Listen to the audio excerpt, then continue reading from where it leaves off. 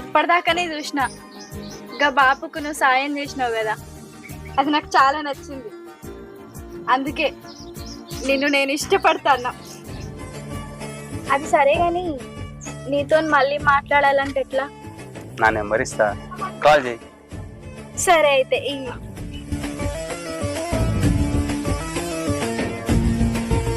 ఓకేనా? సరే.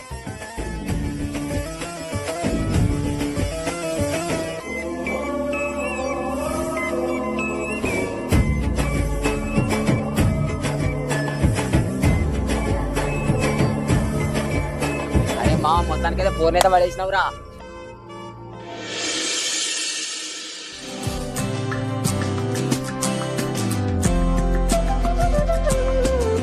రంగయ్య రంగయ్య